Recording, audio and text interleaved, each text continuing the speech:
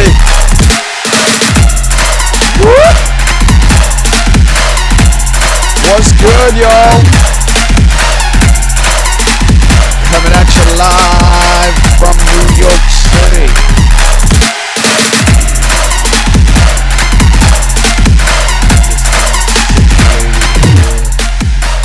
All right, that should be better. What's up?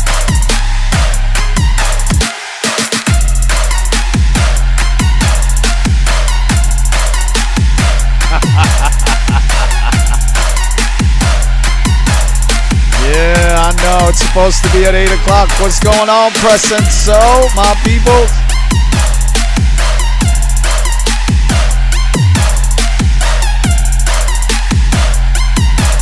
I'm an hour late, but I want to be consistent.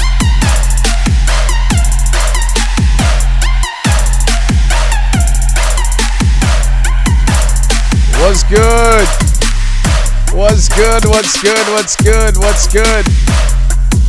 Hey, just want to jump in here. We're trying to get our Monday Night Live started. Yes. What's good, everybody? Welcome to hashtag Lemdrop. This is your boy Lemuel, and thank you for joining me here tonight on this Monday Night Live. I'm coming live to you from New York City. And we're looking to do every Monday night. We're looking to go live on Monday nights for Monday Mindsets. Right now, it's still at Unpacking. I do an Unpacking episode every Monday. I've been off for the winter time and coming in for, not the winter time, for December, for the holidays, and coming in here to get the season started for this coming season. And for you guys that were with us last week, I had an incredible group of just thinkers and givers and all these incredible people. I had Doc in here, India was here, I had David, and of course the champion Chris Gloss was here. And I wanted to make sure that we continue. Yes, sir.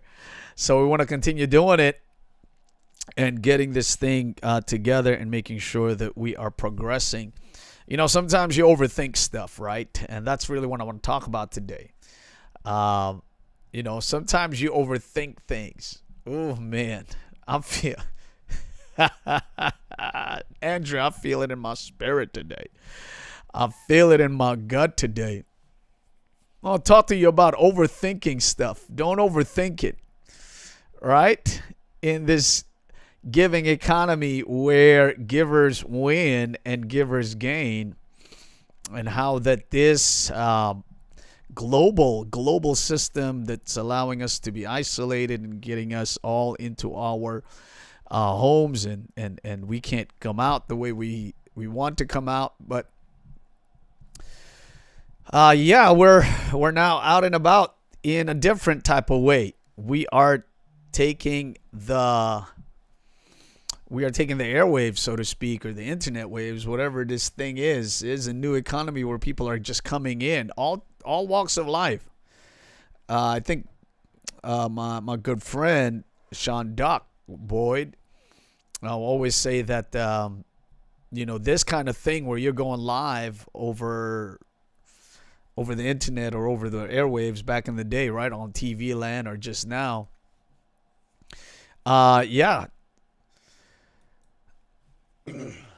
Is used to cost millions of dollars to produce, and here we are. I'm just here in Staten Island, New York City, on a Monday night, getting to use some good word.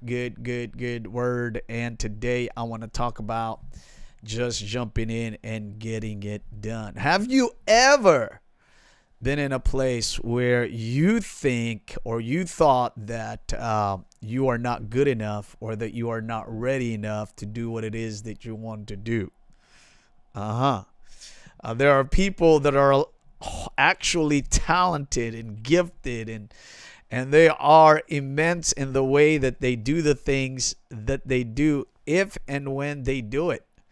But because of certain qualms or certain issues that they may have in their hearts or in their minds about going forward, they find themselves overthinking things. And instead of just jumping in and doing things, it takes them a long time to present their thought or their idea or their product or whatever it is, because they're waiting for that perfect timing.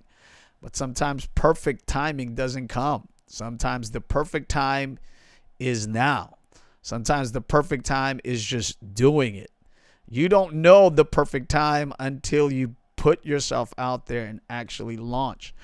I got my boy coming in here, and I'm going to set us up for just 1 minute here.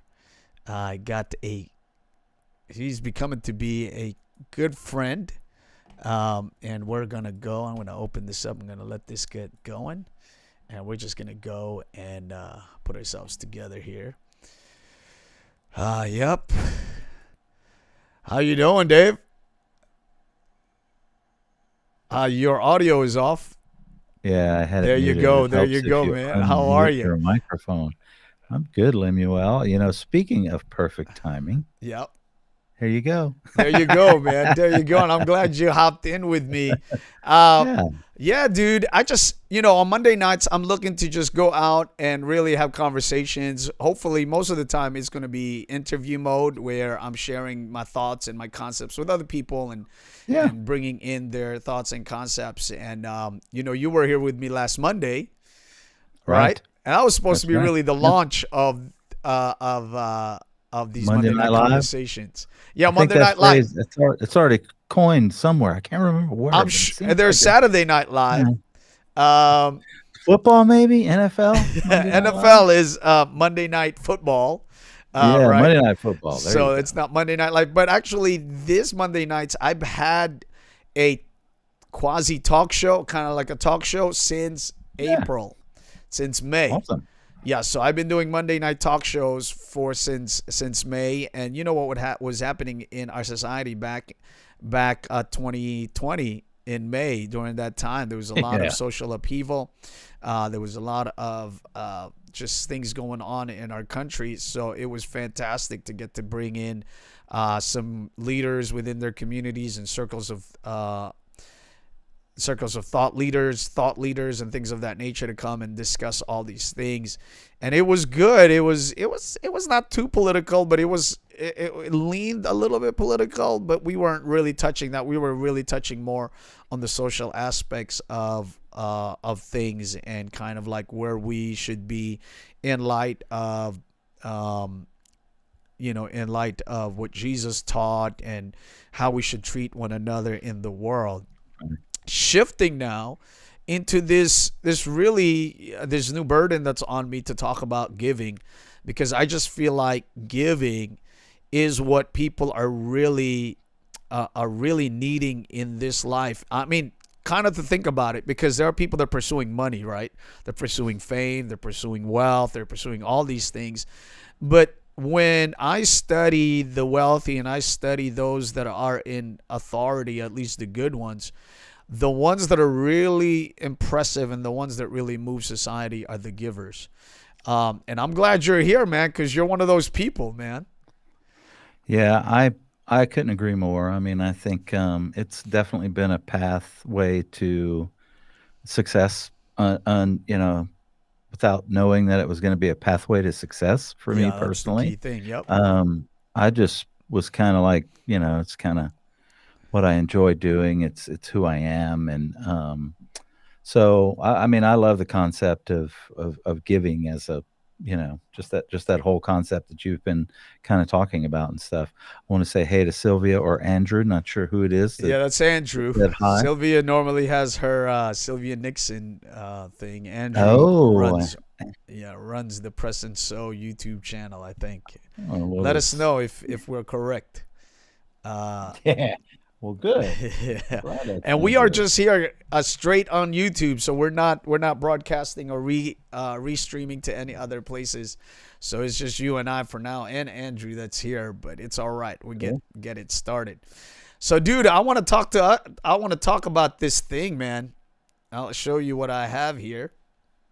Yeah, I'm setting up my screen to get YouTube so I see the comments in Ecamm, but Uh-huh. I can't reply to them in Ecamm. So I'm gonna Yeah, yeah, yeah. kind of set this up to where I can at least type and reply if you're talking and stuff. Yeah, that's okay. Let Cool. me set this up now so that we can both come in here because I think we will give this conversation a good service. We will have a Yeah, absolutely. it will be a fantastic Yeah, conversation. and I was focused on getting these windows right and all this stuff. And Uh-huh. you know what? I just realized here's a pro tip, pro to YouTube tip. Uh-huh. If you are watching on live stream or participating and you need a small window to communicate with your audience non-verbally and you want to text, just hit the three dots up by the chat and it'll allow you to pop the chat out That's right. so you don't have to have the whole browser. And now I got it small. I'm looking at Lim on his backside there and boom, pro tip. I don't know. I may be too late for the pro tip. I like that tip to Why do not that. on Ecamm itself or on YouTube? No, Oh, on this is YouTube. on Yes, YouTube. yes, On yes, yes, YouTube, yes. yeah. This is true. This is correct. Yeah, man. So let's talk a little bit about this thing that I have up here. Ah, look at that. I just realized I changed my name, so maybe we'll even that kind of goes with the whole theme of what you're talking about as well. Yeah, yeah, So I think so. So we'll kind of drive it there. But yeah, let's give it a little what do you call this anticipatory conversation, yeah, yeah. and as people begin to see what this what this is all about. But yeah, man, I want to talk a little bit about people overthinking the things that they do, and how giving actually will help people go over this like crazy desire for like perfection, and so much so that it freezes them from actually doing something. I found out that I'm a diver, right? Right. That's not even like I haven't heard of it before, but I was thinking about it the other day, and I was like, man, I just dive in, right? When I see a Yeah. need, when I see that there's a space where I can fill, where I can serve, I just dive in. So I don't know if you know this, David, but I know how to play all most of the band instruments. All right, I so I did know, not know yeah, so I this. know how to Yeah. play the guitar, I know how to play the bass, I know how to play the drums, I know how to play the keys. Oh my So goodness. when it comes to like band instruments, I know how to play that. You know why? Because in our churches, obviously in churches, there's always a need for worship musicians, and oftentimes there's a lack on it. So every time there's a lack someplace, I would go and fill it. I would go and fill that space to see, oh, there's a need for a drummer. Let me go and learn that. Right. There's a need for a keyboardist. Let me go and learn that. Oh, there's a keyboardist already. There's a drummer already. Or there's a bass guitar somewhere. Let me learn how to play that. Let me learn how to play the guitar. So ultimately, I learned how to play guitar because then I could accompany myself just in case there are no singers. So, and Right. that's how I really began to do. So, over time, I realized, you know what? One of the giftings that I have, and maybe one of the things that can maybe work against me at times, and I'll share that story with you. I shared it on Clubhouse last night. Is that I'm a diver? I just dive in, because there are spaces that need my serve, and so that's how I would go in. I can't wait for it to be perfect. I can't wait for somebody else to come in and fill that spot. There's maybe nobody that's going to be there, and I can't wait until I'm already super good in order for me that spot is needed right now. And so I found myself to be a diver. Do you resonate with that, or is that something that happens to you too, or are you more of a planner, or are you more of like one of those like I've got to get this thing done first before I do anything else? No, no, no. I'm far from that. I guess maybe you'd call me closer to a diver.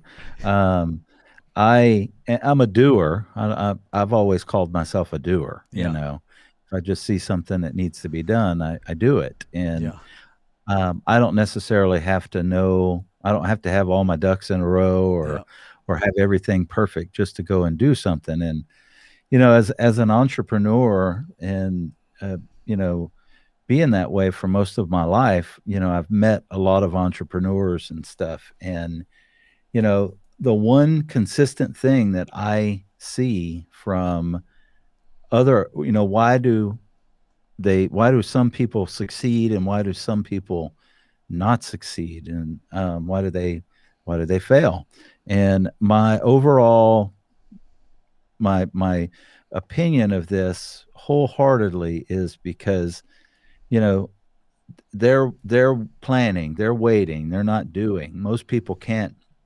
They won't go from here to here. They won't go from A to Z, and they can't take it from A to Z because everything has to be perfect, or Yeah. they have to wait till they learn or master something. and Yeah. and I've kind of been the type of person with the mentality that's just like, let's go, we'll figure it out as we go, and we'll better the process as we go and stuff. And it's worked out really good for me. And you know what, I think that's hard for most people. They struggle with that. They're nervous. They want things to be, they want to, maybe it's, I don't know if it's self-centeredness, or where they just are worried about what other people think of them or not. And I just don't, unfortunately.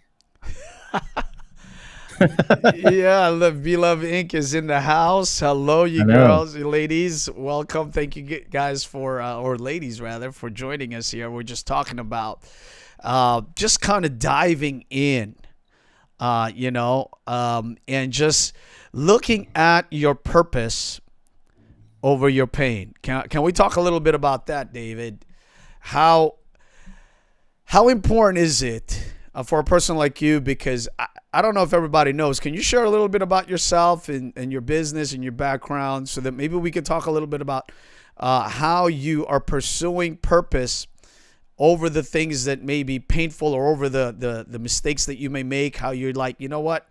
I'm going to make the mistakes, but I'm going to keep on going. So share a little bit Yeah. about who you are and what you do and things of that nature so people can have a really good Well, understanding of what's up. I, I'm going to put this out there just because people are like, people from our community, Let's Get Live community and stuff, are coming in, saying hey, supporting, and then I'm typing in here and they're seeing this name, Digital Buddha. Who the heck is this guy? Where's David Blackman? I just Yeah. changed this here recently, and I'm going to kind of share that story with you because I feel like it really, really, you know, fits really well with what you're talking about and Yeah, go stuff. ahead.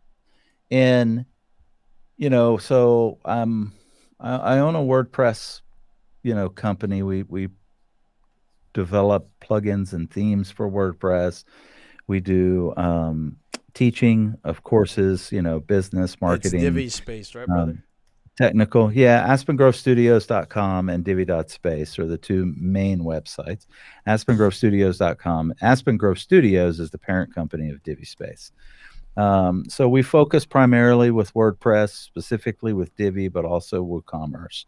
And, I was telling Lemuel this today. I shared this with him because I have been, I've always loved video. I've always loved producing content, and for the last 7 years or so, I've been producing a lot of written content, which has Mm-hmm. been really, really great and very valuable.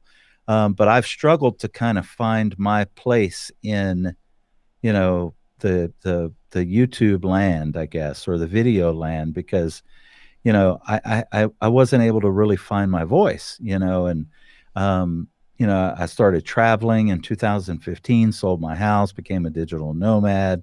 I figured life was short. If I could work from anywhere, why not work from a mountaintop or a beach, for example, and just kind of travel.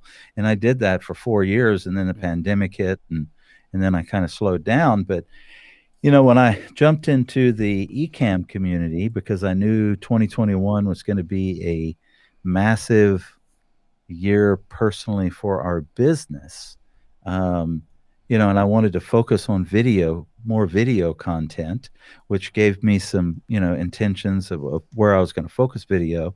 But I kept kind of feeling this, like, my personal brand. I really need to make a decision of what that personal brand is going to be. And, Mm-hmm. you know, in the last 7 years or so, I've bought several awesome domains that I never developed because I was gonna vlog and do all this video stuff, and I didn't, because nothing ever really it it's not that I wanted it to be perfect because I'm very much a doer and an entrepreneur. So, um, but I knew internally that it wasn't what I was supposed to do. So, fast forward to 2020, somewhere at the end of December, maybe a week left in Vlogmas, I stumble across this community in Let's Get Live. I was in the EcammLive community, and then I saw what you guys were doing, and I just was drawn to y'all. So it was kind of late for Vlogmas, so I decided to just kind of support you guys that were doing Vlogmas on your last week of live streaming and really kind of meeting people and stuff. And what ended up happening to me was, I started making these really, really awesome friendships, going live with a bunch of you guys. Yeah. And what I noticed, and what I've always noticed with YouTube, content creators, they focus on YouTube and the subscribers and stuff. Well, because I focus on the web stuff and content marketing in a different form, you know, YouTube is the number 2 search engine in the world. And a Yes, lot sir. of content creators and stuff forget that they forget about number 1, Google, and it's huge. The gap is massive. So, because I come from that side of it and I've benefited greatly by the giving economy. You're kind of the stuff that you like to talk about and stuff Yeah. by sharing our knowledge, giving it away freely, helping to teach people to learn the platforms that I know, WordPress, Divi, kind of theme stuff. I started to realize that, the message that I really needed to share was I love helping people. I love sharing my knowledge. And so I want to educate people, especially content creators who are amazing people, that may be missing something that's not so they don't need to miss it anymore. Yeah. So I found myself just saying the same thing over and over again to a lot of people in our Let's Get Live community about the importance of owning your own website, owning your own digital property, you know, driving traffic to your website in the event that some of these social platforms change their algorithms and stuff. And what was happening to me was I started to understand what my voice was. And so last night I went live with James. And when I figured this out, that we spent about 30 minutes on a live stream and Let's Get Live and just kind of talking it out. I thought, okay, well, I know the type of content that I'm going to produce. So this morning I met with my lead designer to kind of come up with some concepts for branding and logos for my personal brand, because our businesses are branded really well and they're well known and people see our logos and they know us just by that. But me personally, because I haven't had that, that brand or that kind of what I want to be, um, my team was telling me, you just need to be David Blackman because, Yeah. Just you, be you, yourself. All right. Be your yeah, name. that's the thing that people do. You need to brand your name, you know, that's what all the gurus do, they do that. But I didn't want to brand my name. Uh huh. I just didn't. It wasn't my thing. It was like, that's just not what I wanted. So that's not what I did. So as I was meeting with my designer this morning, I, I told him, I said, you're just going to have to design me a logo, come up with something, I guess use my name. And he said, well, David, he said, what are you passionate about?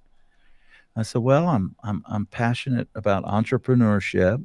I'm passionate about helping people, sharing my knowledge. Yeah.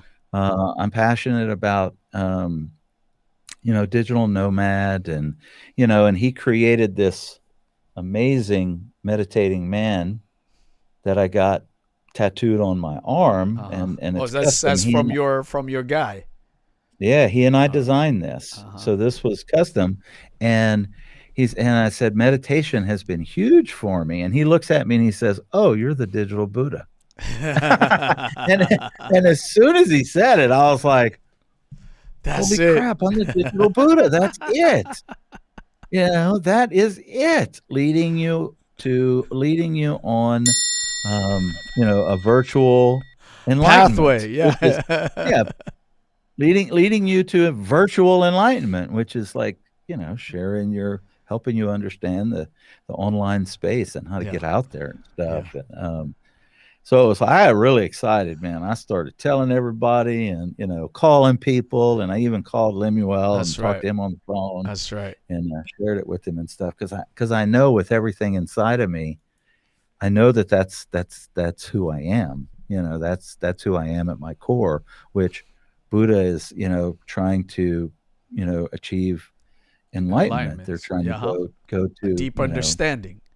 a Yeah. deeper understanding, and they're typically knowledgeable and they're knowing and stuff. Yeah. And I was just like, man, this is it. This is the one. Yeah. So I went on like, looking at URLs. Does anybody else have this name? And I couldn't believe that nobody had done this already. Yeah. Nobody had the digital Buddha name, and it was like, man, this is like, and my initials are DB. I am the digital Buddha, David That's right. You Blackman. were Come meant. on. You were meant to It was be that way. destined. That was destiny. Yeah. So it was You received so your now, enlightenment this morning. absolutely. Yeah. So, well, the beginning of it, I guess. Right. My enlightenment on helping other people and stuff. And I think, now I need 100 subscribers so I can get my custom URL on YouTube. So if you're Yeah. watching this, Yeah. So put down your go subscribe to my dang YouTube channel so Yeah. I can get that URL. Yeah. Put your YouTube on there, because I know I'm a subscriber already. Yeah. I believe so. I'll make sure that today. Now look, I'm getting close to 100. I'm only 79 away. There you go. So There you go. Only 79 people.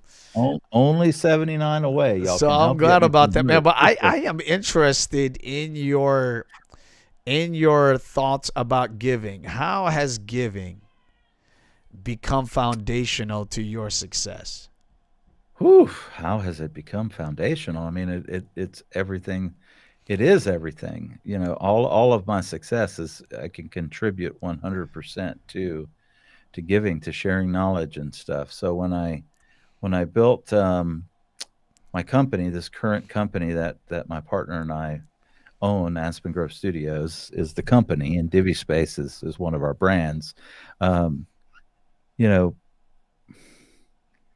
our whole company blew up because we gave everything away, and it was just like, What do you mean give everything away, David? Are you like you're we talking we cr- about we like we created products in the WordPress space.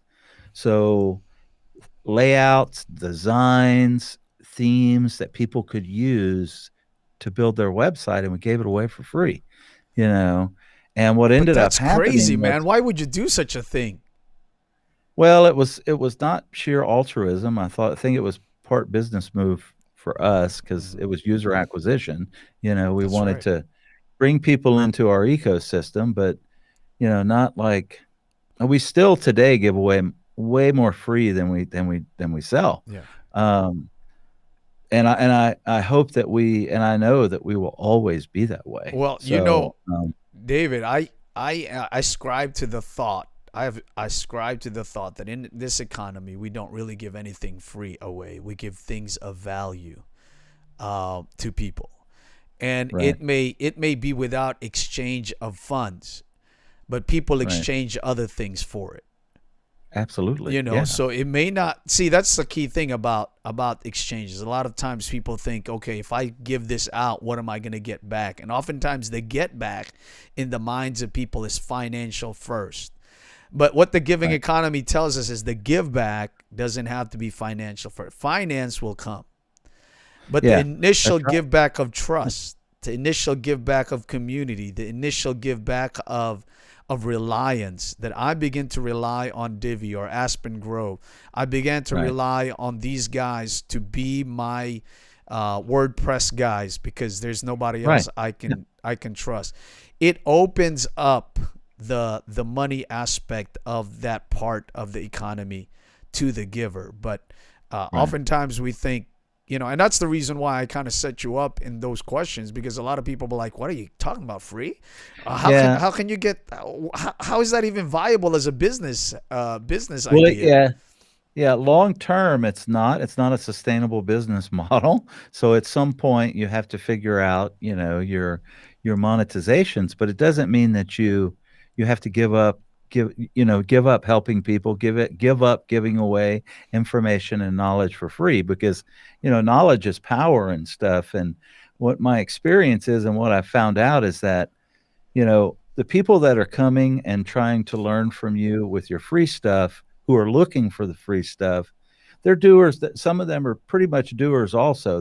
They're going to do it themselves. They want to figure it out, so but what happens a lot of times is that, they have the option of learning from you. You're sharing your knowledge, you're teaching them how to do something as opposed to selling it. And I'll give you a perfect example. Mm-hmm. We do this all the time. It's called content upgrades. It's not a secret. It's not something I've invented. It's people do it on the internet all the time. Yeah. They actually teach exactly what they sell. And they'll write a blog post. We've written many of them where we will teach someone how to do something for free. And they can do it themselves and it won't cost them a penny.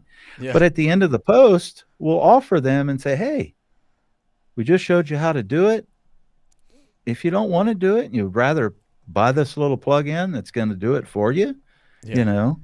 here you go. Here's a link to it. And that's it. Yeah. It's not about, hammering them and stuff. So, it's just been a fabulous, I had no clue that it was going to be what it is today. When we were doing it and stuff, I really enjoyed helping people. But I also saw that it was a way to get people into our ecosystem, Right. come in to learn about us and to become loyal. When they did need something, who were they going to go see? They were going to go see the people who, were authorities in that niche who were helping them out. So, Yeah. yeah. Yeah, I mean, we have Andrew here, pressing so on the chat. I would love to. Maybe you should hop in here, Andrew. I don't know Drew. I think Drew should jump in here. That sounds awesome. If you have it, if you have the space, or if you. Sometimes Drew is working and he's just listening, and he's not in the studio. Drew can jump in here. Let me go find that link. Yeah, send him that link for us, because they are part, and they understand the giving economy when it comes to the marketplace. And that's the reason why it's economy. So it's kind of weird when you say giving and then economy. You're like, how is giving an economy? Well, understanding that giving positions you to receive, and you have to learn which spaces you are sowing into.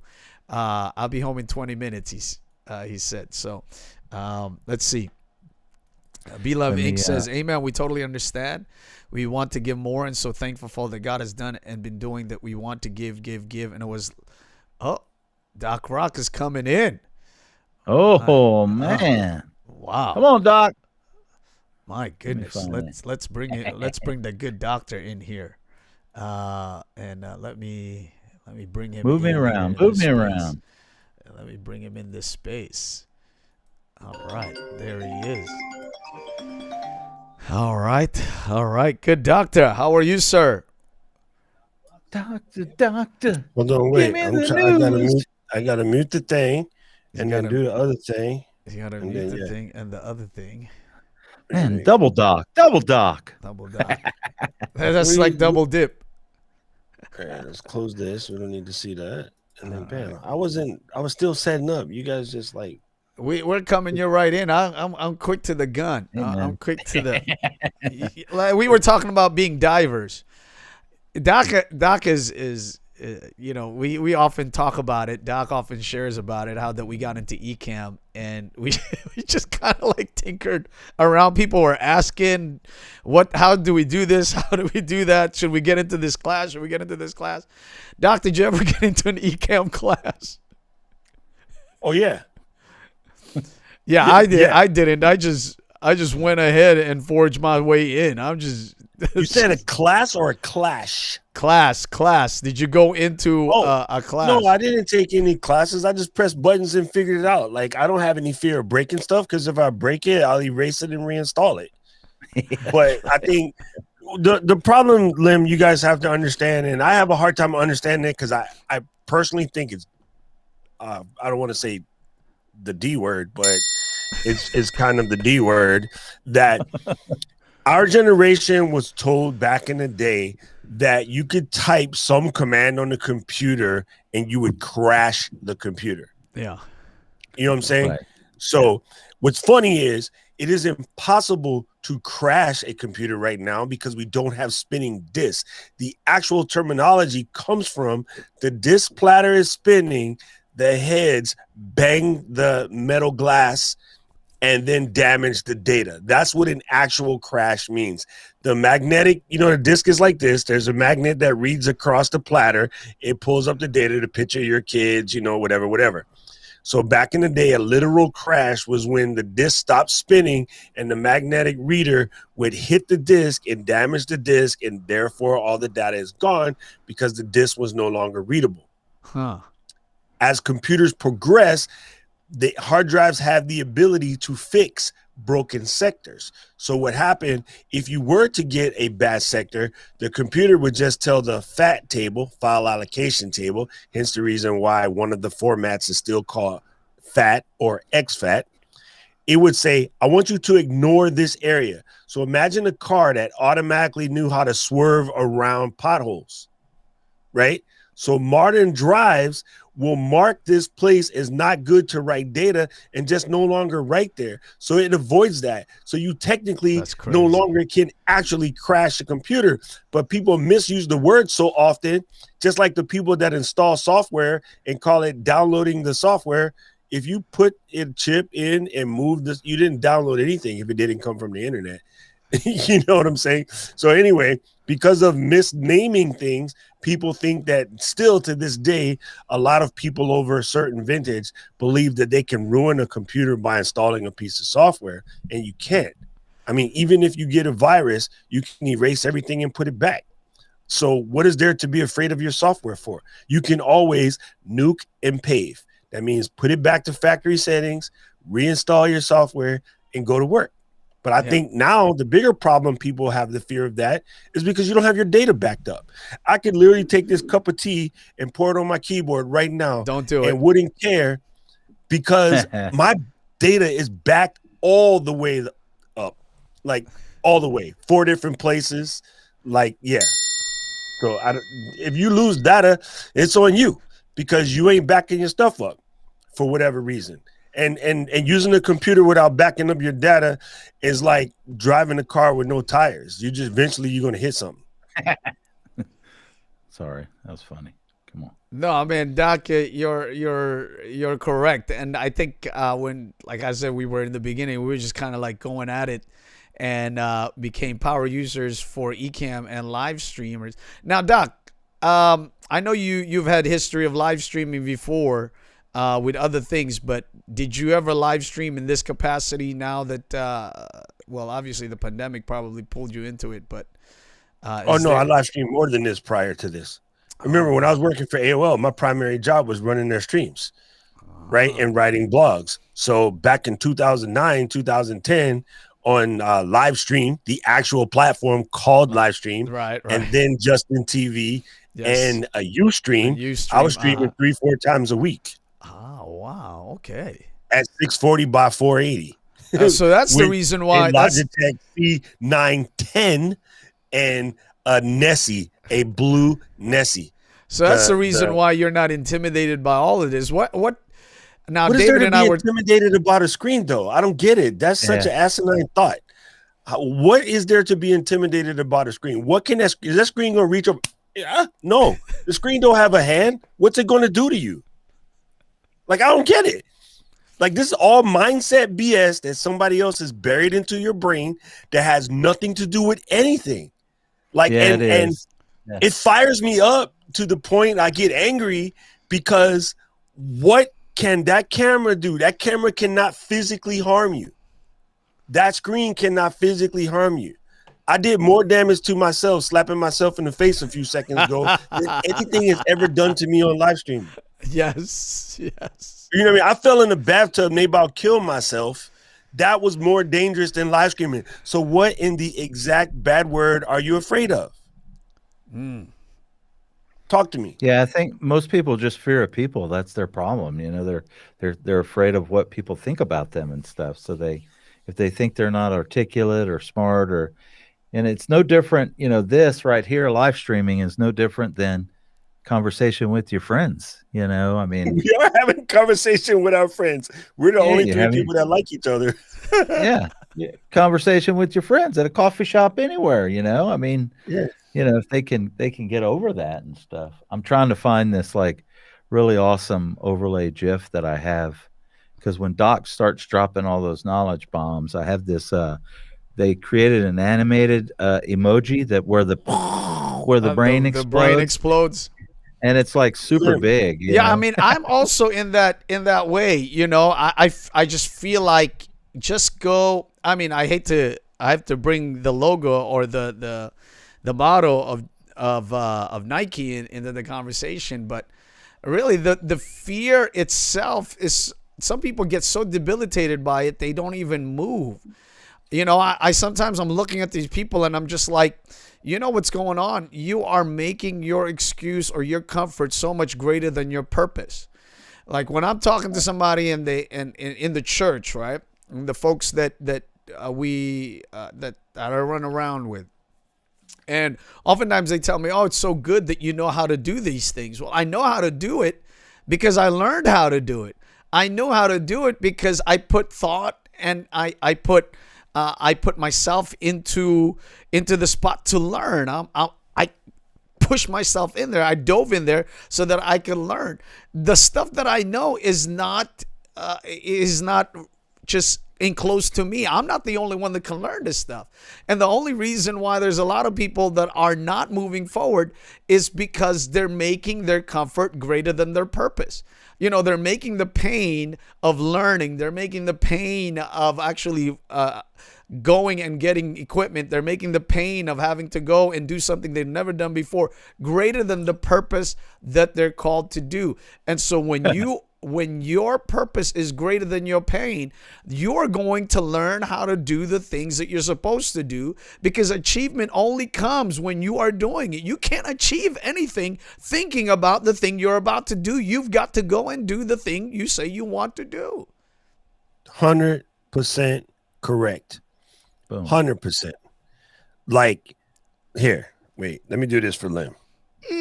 Drop. 100%. Because, like, again, all of the noise and the nonsense, like, really, the only opinion of you that matters should be your own. Like, and I understand it's difficult when it comes from your family. It's difficult when it comes from your spouse, technically your family. It's difficult when it comes from your friends. But the true story is the only opinion of you that matters is your own. Yeah. And like I say, every Saturday, every Tuesday, if someone else said to you the things you say to you about you, you would beat that ass in the alley. Period. In the story. Like, that's right. If someone else said to you the things you say to yourself, you would work that sucker like Manny Pacquiao. You would beat him. Period. Right. So why do you tell yourself crazy stuff like that? People limit themselves so much, and I think a lot of it, you know, as I'm thinking about it right now, a lot of it comes from the people's level of comfort, and they don't understand that what they are exchanging, what they're exchanging for not going out there is not bringing value to their lives. You know, the fear that is hindering people from moving forward is crippling their ability to learn. It's crippling their ability to grow. They're crippling their ability to be of influence.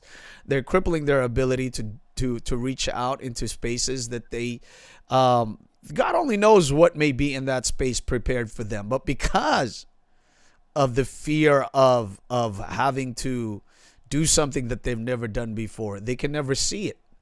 You know what I mean? I mean, we are in this live stream together, and the purpose that we have together is greater than what we had back in the day. But we would not be here together had there been just fear in us to say, oh, I don't know, I'm not ready, there's so many things that I need to learn, or I don't know if I could do this, I don't know how to talk, how about if I stumble over my words, how about if I start looking, terrible. And I think what's happening, Doc, to your point, is that people really are afraid of what other people think about them.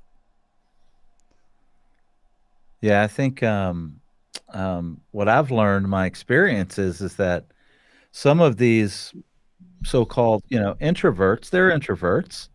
When they get out of their comfort zone and they've gone live, they've been some of the most incredibly talented creators and are awesome in front of the camera. But they're shy and they're scared and they're worried. But man, it's amazing to see them kind of blossom and come out of that. I'm an extrovert's extrovert. It's no problem. I'm like Doc. I can go live. It doesn't matter. If nobody's watching, I'm talking to myself, or if a million people are watching, it's not going to faze me any different. But when I've seen those people get out of their comfort zones and go live, and realize that they can do it and stuff, they've created some amazing stuff, I mean, look at Diana Gladney. She's a perfect example. Mm-hmm. She says she's an introvert. She's that type of person. But look how awesome and dynamic she is, because she stepped out of her comfort zone into this space, and how valuable she is to the community around her, because her knowledge is sick. I mean, she has a depth and understanding. I honestly am going to say that I believe the definition of introvert has been clouded. It has been minimized. Okay, so I think the definition of introvert to us is not dissimilar to the definition of celebrity nowadays.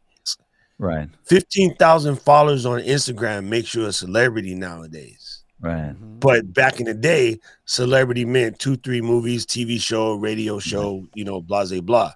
I think nowadays it has been lessened. So I think not liking to be around people, not liking to chit chat and small talk, allows people to label themselves as introvert. And that's not really what the DSM-5 definition of an introvert is. If you go to the DSM-5 definition of an introvert, none of y'all qualify. Y'all be talking mad hot dookie.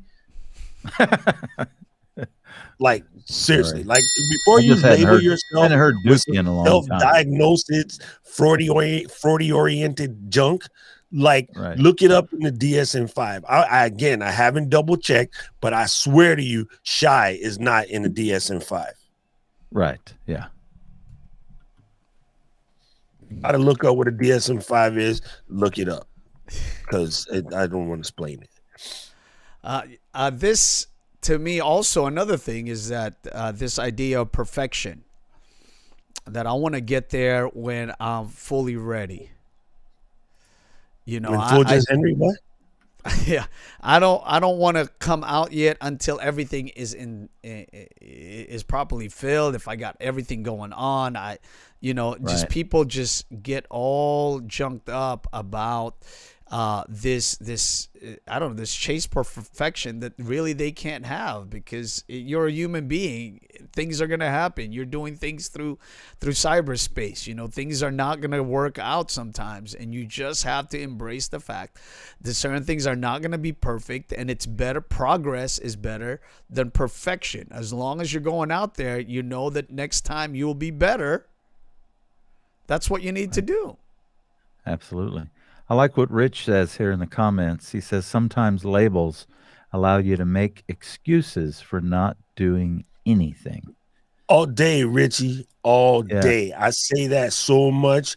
Like, I personally cannot stand labels at all, because it allows, again, it's kind of sort of what I said in a way, Rich. Yeah. It allows people to tell themselves stuff about themselves that ain't true. It's just unnecessary. Like, it's unnecessary. It is. Labels are the reason why so many people are tortured like, you know, as a kid growing up, not black enough sometimes, or not, you know, Spanish enough sometimes, or not Asian enough sometimes. Like, yo, it's kind of irritated. Funny thing is, I get people that try to clown me and say, like, you know, oh, you're just like one of those like wannabes. I was like, what do you mean wannabes? Well, why you try to be Asian? I'm like, because my parents that basically raised me for the last 36 years of Korea. So like I cannot help but absorb their culture, dummy. Yeah. You know, Right. and they say, Hello. well, you're not. And I'll say, okay, full-blooded Korean, how much Korean can you speak? Because I'm good, you know, or a full-blooded Japanese person, how much Japanese can you speak? Because I'm good. I'm probably not by DNA, but by physical, I mean, by what is it? Personality traits. I speak two out of the three Asian languages, and I'm working hard on the third. You know what I'm saying? So, like, what are you talking about? Like, it's an unnecessary, idiotic label. And I granted, there is DMA and there's blood tests and all of that, but like, there's people here that somehow think that American is a thing. American is a construct. There is no actual nationality American if you want to go by, like, you know, science and DNA. That Absolutely. is not an ethnicity. It is a nationality. There's a difference. We're a melting pot. I mean, you're right. Back. Holla back, we don't, right? Yeah, we don't have. Social constructs are a pain in the butt. Social constructs screw people up, and most of them are designed to keep folks in a particular line so someone else can excel. Right. Think about that. Marinate on that. Marinate on that. Yeah. One of y'all live close to Trader Joe's? Because I can't travel and I'm running out of ginger turmeric tea. Oh, I do. I live close. I'll send you some. We'll have to make a deal. There you go. Because I got like 3 bags left. And we were just saying, oh, we didn't travel, so I can't pick up my Trader Joe's stash. Rich, you just gotta have to come into the stream, bro. You're dropping some gems up in here. Nothing is ever perfect. Your audience will never know what could have happened in their mind. Nothing bad happened. Only you beat yourself up for it. That's right. Rich, drop in. You know how many times I tell my people that study under the wing, I'm like, don't tell people you effed up. Just let it go. They don't know. People don't know. It's obvious, really, they don't. It's obvious, but a lot of times you point out something ain't straight. So don't speak on it. Just keep going. Laugh at yourself. People don't even know that. Yeah, go ahead, Doc. Sorry. No, I was gonna say I brought this up this morning in the Ecamm stream that I did. That no one knows when you mess up unless you say something. And so many people want their streams to be pure perfection. Yesterday, you watched 2 football games. Yeah. And in both of those games, they had major technical difficulties. And nobody cares. This morning, what are they talking about? That son of a biscuit Brady won another one. And it's like the showdown between the goat and the kid, right? As baby goats are called kids, lambsy goats and little lambs. Kid. Okay, kid. The baby goat is a kid. I had to sing the song. That's the only way it works. I don't know Everybody's the song. Talking about Mahomes and Brady. No one's talking about the network satellite drip or anything that happened. That's gone. Yeah. It's like my live stream. Something crashed in my live stream. Whoa. Well, that's what people. That's what prevents some people to going. It's that time that they might have to troubleshoot, or those things that they may not see coming, and they don't want it to happen, and so they're paralyzed by this sense of perfection that you can't even have. There's no way. Yeah. Okay, so check this out, man. Answer me this question. How many people are paralyzed about jumping on, doing their YouTube project, doing their Instagram project, opening their business, whatever, and they're paralyzed because they think that if they fail, something bad's going to happen? Now, how many people that have those thoughts every day holding them back jump into a 4,000-pound piece of steel operated on 4 pieces of crappy recycled rubber in the mother bumpkin snow this week? Which one of those is more dangerous? Yeah. The latter. Yeah. Oh, why they had 3 Budweisers? Yeah, and Yeah. I think Doc, I mean, I think you talk about it all the time. I mean, it's mindset, you know. When I talk with my children and stuff, I don't I'm communicating with them that they can do anything. You know, I'm never communicating from them from any other place than, you know, you can do it. If you want to do it, you can do it, you know. And I don't know if it was a generational thing or what, but things definitely have changed a lot. But I think the mindset shift is, I mean, it's huge. It's massive, you know, to overcome. I mean, we were growing up, you go to work for somebody, you work at the same job for 50 years. I mean, I've been an entrepreneur my whole life, and I was the crazy guy in my family. They looked at me like I was nuts, and they would tell me, just go get a job. Go work for somebody for 50 years, retire, It's and easy. life will be good. And my brain just was like, hell no. I'm gonna do my own thing, you know. True Um, story. yeah, so you know, now it's totally different. They're like, oh, you know, Yeah, because you've maybe proven he's them. not so You've crazy. proven it Yeah, over exactly. time. Yeah. So I'm like telling my kids, I'm like, hey, my 19-year-old, perfect example. He's tried school twice here in the last year.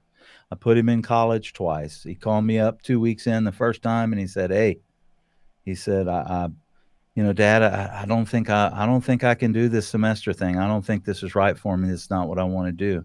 I want to drop out. Is that okay? And I'll pay you back. I said, absolutely, no problem. He tried it again. He wanted to become a game warden. The first time he was going to be, I forget what it was, a welder or something. And then he was going to go be a game warden and stuff. And then dropped out a second time. And I had a talk with him, and I said, look, this is what I think you should do. I think you should go start a business, go travel. You know, you're 19 years old. You have no clue what you want to do with your life.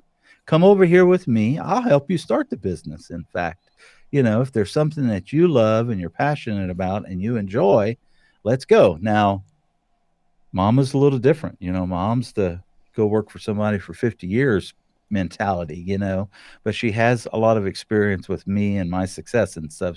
So she trusts me. So I called her and I said, look, this is what I'm telling him, you know, let him kind of figure it out. He's young. He doesn't know what he wants to do. Let's support him and encourage him to take risks. He's young. Let him fall on his face. He'll figure out what he wants to do with life and stuff. And I didn't get that message, you know, when I was young. I'm pretty sure that most of my generation, Doc, did you get that message when you were young? Oh, absolutely. Heck no. I tell my friends now who insist on beating their kids up to go to college, send them abroad first. Because even for me, I went abroad first, but I went abroad from the Army. And then I came back and then I tried doing school and it was different. And then I went to school as an adult. Right. And I went the minute, even as an adult, like I was doing all kind of crap wrong. But at like 35, I went to go spend a year in Japan for school. It was really weird, right? And then changed my life. Changed my life. I told my friends now, send your kids to a foreign country for Absolutely. 18, 19, maybe 20, and then bring them back.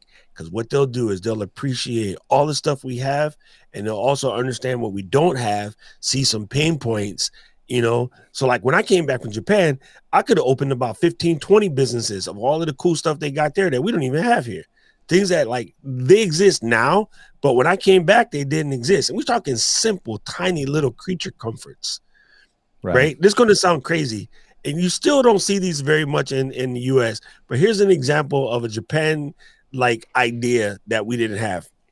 When a baby is born, right, they get a lot of moko.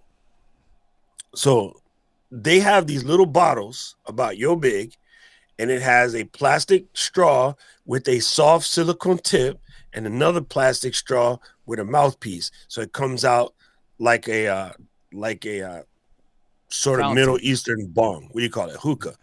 You take the nose part, you stick it in the baby's nose, you hold the bottle with this hand, put the mouthpiece in, and you suck the moko out for the baby so they don't suffer. Right? It doesn't go in your mouth with, you know, because it just lands in the jar, you know, and you can do it gently and you can get it out and then the baby can sleep and then you can sleep. And they cost like $3. We still don't have those in this country. I don't think I've seen a baby snot sucker, for lack of a better term. But You heard it here like, first, folks. Baby snot sucker. We have the like the bulb syringe. but the bulbs are actually bad for the child because they can't control the pressure. When you're doing it yourself manually, you can control the pressure. So you can, if it's too strong for the baby, you can stop. But the bulb has one thing, and what's happening with the bulb is it's strong at the beginning and weak at the end. So normally all it does is pull it down and not really into the bulb. Like that's been around since the 20s. But like in Japan and Korea, they have the other way, and it works. And yet, I mean, there's so many myriad things. If you ever walked into an Asian grocery store and look in the kitchen section, you'll see things that would just change your life as far as the kitchen goes. And you're like, why don't we have that? They have little cloth. When you make soup and the fat rolls to the top, they have a cloth that you purposely lay on top. It absorbs all the oil in that. So you throw that in the trash so you don't pour it down your drain and muck up the system. It solidifies grease in the pot. You fried chicken, you want to throw that grease out, you put this thing in there, it turns that grease into a congealed lump that you can put in the trash and don't have it leaking all over your kitchen. We don't have that here. You can buy it at the Asian grocery store because they import it, because they know about it, but we don't have that. Yeah. It's just, simple creature comforts that when you travel abroad, you find things in other places. And then you realize, so a lot of the stuff that you see on TV or as sold on TV, whatever, that came from overseas that guys imported. It's crazy. Doc, did you hear about the new digital Buddha? Yes. Way beyond that. That's what we were talking about before you came in. That was like 5 o'clock this morning. Your time. David was like, let me. I was excited. I got to tell you, man. When you figure out that's another thing. I mean, your purpose. Your purpose. When you figure out your, kind of that thing, it's like, I've been doing this for a long time. I have lived my whole life this way. And, but to put that kind of name on it has been like, I was so excited today, man. These two guys heard. They knew I was dancing a jig in my office. We appreciate you, David, and I love it. I mean, I think it's fantastic, and I think those are one of those things that just comes when you're doing life and you're going the way that you should be going. It just kind of gets to you. And so people wonder, how come I never became? You never became because you didn't trust in the process. Right. You never became because you just didn't throw yourself in there to grow. You never became because you were afraid of mistakes. This is kind of like, I think about the Facebook groups and stuff. That's for a lot of people, for whatever reason, that's intimidating to go into a group full of strangers, open up, share, comment, but look at the community. So let me ask you guys a question. Is it part because we are a little older? Is it because I'm 45, I'm going to be 46. Yeah. You guys are like, 47, 42 or, whatever it is. Hey man, I just celebrated my 23rd anniversary of my 30th birthday. What the heck are you talking about? So let me ask you guys is that just something that happens as you get older, gentlemen? Or is it that we just don't care anymore? We just like, what? You know what? We just don't care. I probably stopped caring about what people think when I was about 21, maybe 22. I figured it out early on. Thankfully, I had a mentor that knocked it into me. And once I got rid of that, my life has been gorgeous. Like just getting rid of the idea of caring what somebody else thinks changed my life. And I've been trying to coach people into it the whole time. But it is such an entirely hard nut to crack. It really is. I mean, I'm talking about it now, but I'm sorry, David. But I think I'm just coming into that place where I'm just like, you know what?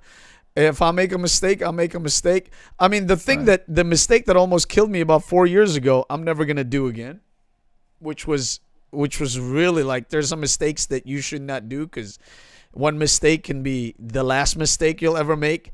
But on these platforms, you know, that's the key thing too. If you're grateful, if you're humble, if you're giving, the mistakes when you come to people is that you give too much, right?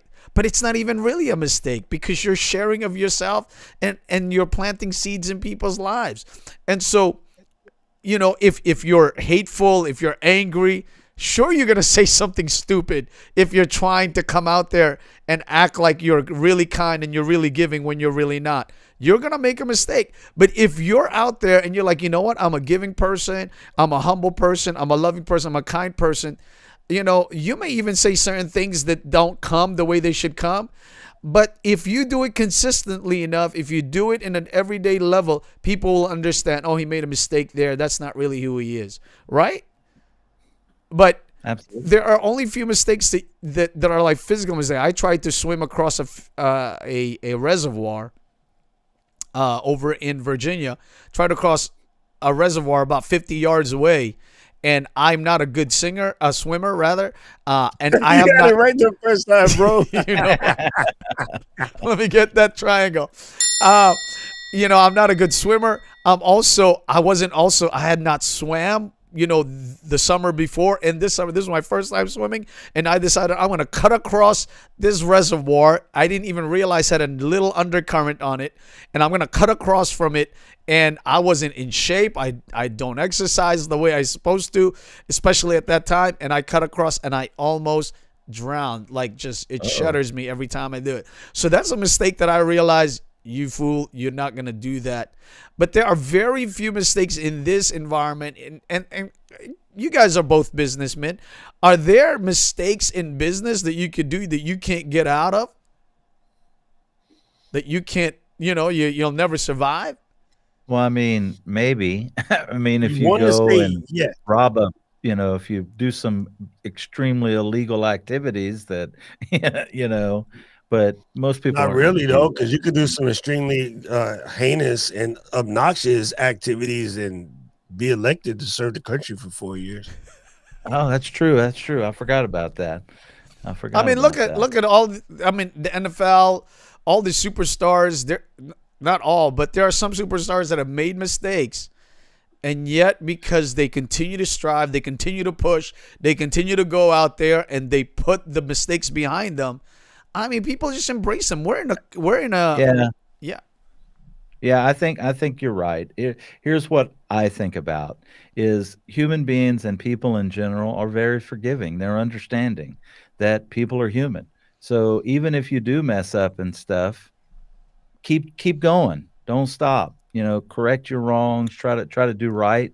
You know, correct the rights, you know, correct the wrongs, turn them into rights and stuff. And people are forgiving. They just are. The human spirit is that way. So, yeah. What's that, Doc? Strangely enough, as it is, the human spirit is extremely forgiving. And it's funny because, yeah, there's been people who has made like truly heinous mistakes that have turned around on that mistake. There's other who have made these heinous mistakes 5, 6, 7, 8, 9, 10 times, and we still keep letting them go. You know what I mean? Yeah. Like, it's crazy. I was watching. This is a little far left, but it just goes to show you. I was watching documentary the other night about Richard Ramirez, the Night Stalker. When that dude was on his way to jail, thousands of women showed up that was in love with him and wanted to get with him.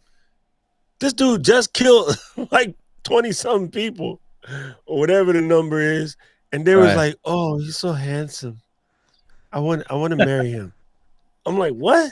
So yeah, don't you be amazed. Like, no matter what kind of crazy stuff you might have done, forgiving and stupid is what you're saying, huh, Doc? Huh? What you're saying, they're forgiving and stupid.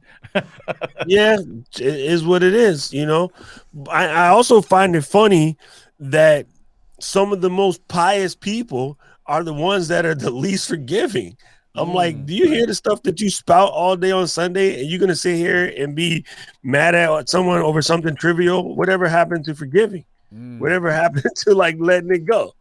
You know, true. like it's it's funny, right. but No, But like, yeah, that's a Beast very man. Our mayor went to jail for crack, got out, got reelected. No, you're right. Sometimes the most pious people, the most religious people, are the very people that they don't want to meet. And you're correct. You know what? What also is, and you hear this, guys, in the NBA or the top level athletes, they always have short memories, right? They always say, man, he's got a short memory. Stephen Curry got a short memory. Michael Jordan got a short memory. Lamar, I forget, from the Baltimore Ravens, or even Lamar Jackson, and even the old man and the kid that's coming up in the next couple of weeks in the Super Bowl. Just forgetting that you just threw an interception a down ago, and now you're wailing back to throw another pass, to the same group of people, believing that what you did just a few minutes ago will not occur again this time around. I think we've got to get a short memory on the mistakes that we make and the failures that we meet. My dad always used to say this, gentlemen, and tell me what you guys think about this. He said, look, failure is an event. It's not a person. You are not a failure. You have failed, but you are not a failure. Yeah. You have no more like reality in calling yourself a failure than calling yourself a pineapple. It's not a person. Is that people are people? Point blank. The other labels kind of BS. We are Homo sapien. Period. End of story. All the other labels, it's basically arbitrary. Even that label is arbitrary, but we'll accept that one because there's less delineating to where we get it down to tall, short, fat, small, Filipino, black, Chinese, white, American, French, whatever, Australian, all the rest of that is BS. The original one is Homo sapien. You're that. So as a Homo sapien, you can't be a failure because failure is a state. The only time you can fail is when the stuff stops pumping and you become stiff. That's called heart failure. That's it. Prior to that, there's heart failure, and then there's cardiac arrest. Don't get the two mistaken. Yeah, because a heart failure, you'll still live. Cardiac arrest is a different story. Yeah. When stuff stops working and the blood no longer pumps, then you're done. That's arrest. Oh, there it is, Doc. That's what it is, David. Is that people think their mistakes are arrests when they're just failures.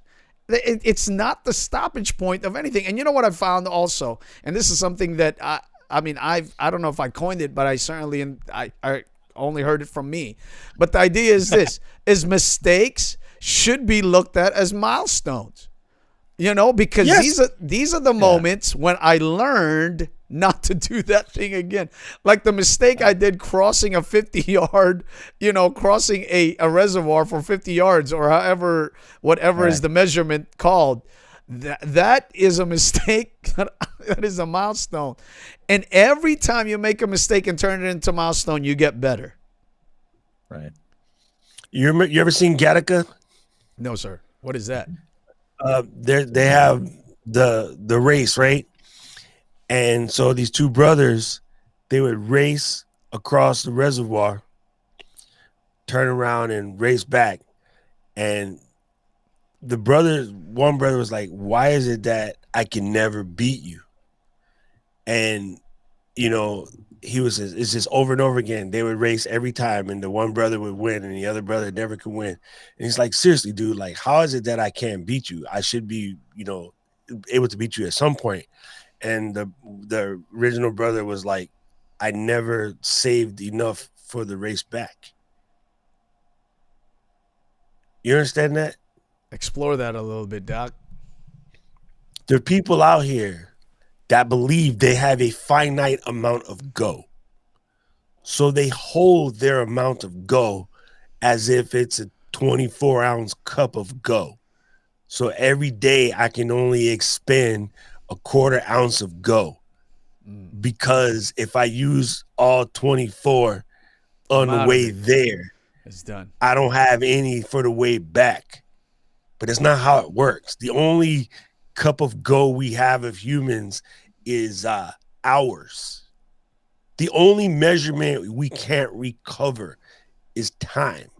Everything else, I can re-get money, right?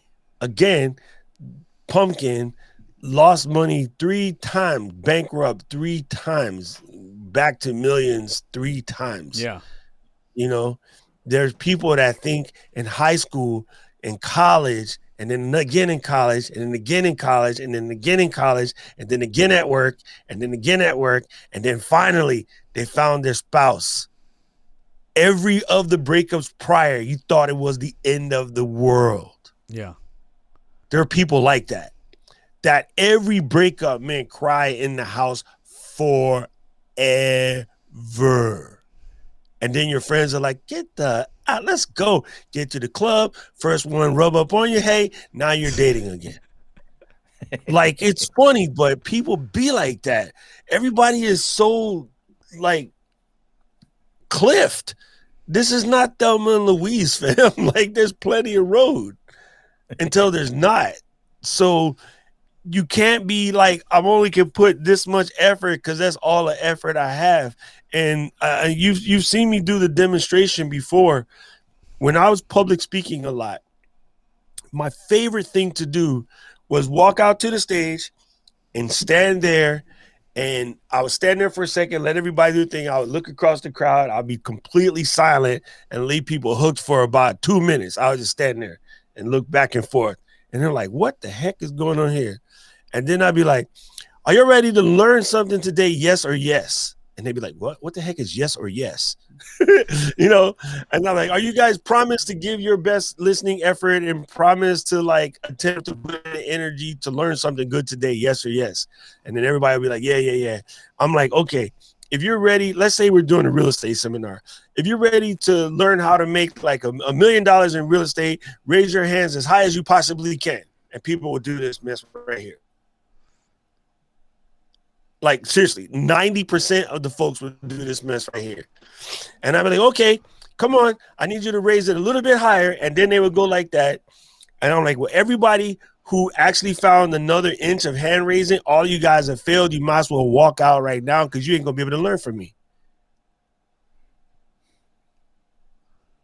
And just leave them stuck with that for a second. Because why? Why? Somebody's sitting there telling you they're going to change your life. Why would you like meekly do this right here? Yeah. Right? If I said to you right now, if you like to win $1 million, raise your hands as high as you can. And you did like this, I swear to you, when I'm the speaker, I want to take every one of those persons, refund them their ticket and kick them out. Because you're wasting my time. If that's all you about to bring to the table and I'm here trying to help you, get all the way out. Let the doorknob hit you with a good Lord split you. Because I have no time for half-steppers. I'm going to baby you a couple of times to try to get you to get. But once you get to the point where you're not trying to get, I'm done with you. I'm sorry. Because there's somebody else can kiss your butt just to make you feel better. Seriously, like someone said to you, hey, what I'm finna tell you is going to change your life. Are you willing to change your life? Are you willing to put forth the effort? Raise your hands as high as you can. And they go like this. Get out. Raise up. Done. That should be a job interview question. Yeah. Are you going to give your all to the company? Yes. Are you sure? Yes. Are you going to come to work every day ready to go? Yes. Okay. If you're ready to go, raise your hands up as high as you can. Repeat after me. And they do one of these, I'll be like, you're excused. And I'll be like, what? I'll be like, you're excused. But what? No, you can't get this job. You out. Because if high as you can is this or something where your elbow is bent, I need to see you almost come out the chair when you lift your hands up. That means that you're not afraid by somebody else's thoughts. You, my friend, are a dope-ass employee. The person that did one of these, like this, you know, like kind of half, you're not a good employee. You never will be a good. Matter of fact, you will never amount to jack until you get rid of that. So get out. Buy me a cup of coffee on the way out. Hold on, let me see if mine does that. What are you looking to do? What are you, Did y'all hear that? No. You didn't? did you just do a drop? I heard it. Dang it. No, that wasn't me. Oh, that was you. That was Doc. Yes, I'm yes. laughing at Chris Gloss said a cup of go. A cup of goat. You do not have a limited cup of go. Yes. Dude, you know, one of the things that I can tell myself, I tell my children also, is that if anybody's doing it, we can do it. They don't have extra pair of arms. They don't have extra pair of legs. They don't have extra pair of eyes. They don't have extra pair of ears. If somebody is doing it, it can be done. Now, it may take you a little bit longer than others, but if you really want to focus on what you're doing and focus on trying to achieve it, it can be done. Nobody's above, obviously I can't be 6 feet. I'm 5'4". But on things that are measurable and things that can be done, I mean, we understand that the known world back then was conquered by small people. Alexander the Great, Napoleon, all these people. So it's not a matter of your size or your stature. It's a matter of your mind and your will and your desire for purpose to achieve it. So with that said, gentlemen, I kept it real long. Thank you for hopping in, guys. Any final parting words? Yeah, go read Infinite Possibilities by Mike Dooley. Infinite and then when you're done, and then when you're done with that, go read "Unfuck Yourself" by Gary Scott. What's his name, Doc? Gary John Bishop. Gary John Bishop. Gary John Bishop. Because it's going to help you set your mindset right. Because this tool between your ears is the most powerful thing in the universe. So what you put in here matters. Sorry, I didn't mean to curse. Am I going to get YouTube? Yeah, we're gonna hit FCC coming after me. But that's literally the title of the book. It is. Doc, is the FCC gonna come after me, Doc? Yeah, no. You're not monetizable yet anyway, so no biggie. Yeah, so go check him out because mindset matters. You know what? Real quick, you know what? That brings something though. And I know people would disagree with me, but there are literally people that won't want to work with you or don't want to talk to you or don't want to situate themselves with you because somebody has told them that a person that would use this 4 set of characters phrase in this particular phonetical pattern with this is all of a sudden a bad person.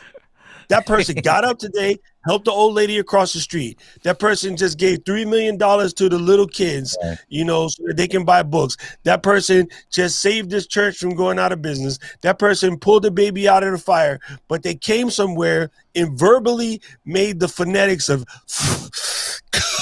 and I want to say that's a scientific. I can't believe how do you do that? How do you do that? You're always amazing me, man. That said that those were more intelligent people. Those that curse the most. And that's the reason why I have. And also, Einstein said that the desk that's all a mess is a sign of genius, and that's my go-to. But no, you just think about it, Lim. If I go to some place that they don't really speak English and say they don't have a lot of TV or whatever, so they haven't had a chance to be Americanized by movies, and I said, "Hey, F you," they with a smile and a happy, they would go, "F you too." Like all of a sudden, you hug everybody, everything is great because to them it doesn't mean anything. The meaning is behind the meaning. I can say to you, "Apple crisp." And I'm in my head, I'm thinking stab you in the special area. Let me know you Apple are an crisp is the swear word, not the other one. You guys, what my thing about you guys, and I know Doc, my thing about it is the folks that do use it and are able to really navigate it when they are in public platforms like this, and they understand the space that they're in. So to me, it's just fantastic. I mean, it's just amazing to me. We need to re-educate that though, Lem, because what happens is people are using that as a gauge of character with the person with perfectly good phonetics. who is actually running one of the largest churches in the planet, the Farwells. Look what absolute AWADs they turned out to be. Right? They got the whole world believing that they're, pious and whatever, or what's the like that chick right there? She got people believing she's the best person in the world, something white, but she's an absolute waffle. Yeah. She's actually robbing people, but she's out there telling the rest of the world that she's somehow pious because she doesn't use bad words. And somebody will put me down, and I'm out here giving my all to give people stuff as much as I can. Come on, player. Well, we all know that we're not talking to that person, but yeah, I think it's a missed opportunity to judge people by the way they share their thoughts, and the way they share their emotion and their language. I think it's very important for us to know people in the level that they know, but also important for us to understand. Also important for us to understand that people are affected by words. And so we have to, much like you guys do here, we have to learn how to gauge ourselves because we understand that there's different audiences in different things. And somebody always said this. Somebody said this, that, you wear a suit, you wear a nice shirt everywhere, you'll be accepted, almost everywhere. But there are some places that may not accept you because you're wearing a beanie. You know what I'm saying? Or you're wearing something else. Not to put people into spaces or boxes, but sometimes there are just some things like that. And we just have to be wise in order for us to navigate the spaces that we are let in. Am I correct? Boom. Boom. Boom. Sometimes you want to force yourself into spaces that's not allowable. And you just say, hey, you know what? I'm smarter than that. My purpose has got to be greater than my own qualms, my own wants. Much like in content creation, my audience is who I'm trying to feed, not me. I'm not trying to express this. You're gonna have to accept me for me. Sometimes my audience wants something and I give it to them. We got Gary Vaynerchuk. I was in a talk that was headed by Maxwell. What's his first name? Not John Maxwell, the gentleman, oh my goodness, how come I'm running out of my brain? The gentleman with the a finance guy, Christian dude. What's his name? I forgot his name. But anyway, they had it's pretty much a Christian lineup, but they had Gary Vaynerchuk in that place, and he was able to kind of tone himself down a little bit so that he understood the spaces, and he didn't completely stop cursing, but he understood the places that he was in, and he was effective. And really, that's Correct. What we want. You want to be effective. You don't want to force yourself. You want to be effective. You want to be progressive. You want to be purposeful in the thing that you're doing. Oh, Ramsey. There it is. Yes. Dave Ramsey. Correct. Thank you, Chris. Gentlemen, thank you so much. Doc, thank you for hopping in. And David, thank you for hopping in. I was going to be here all by myself, pontificating for an hour.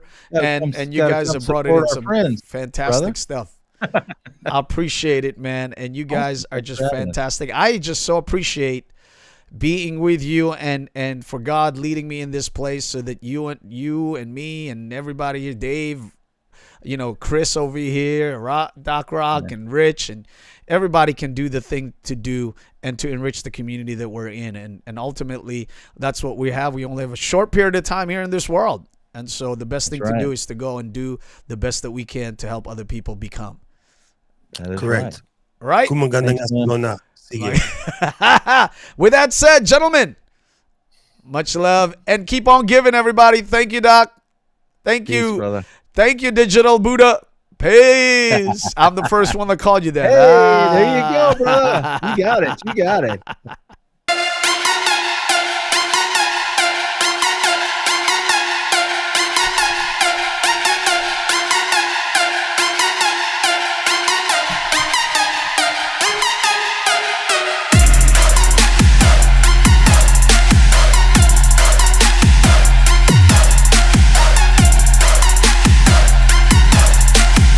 Thank you.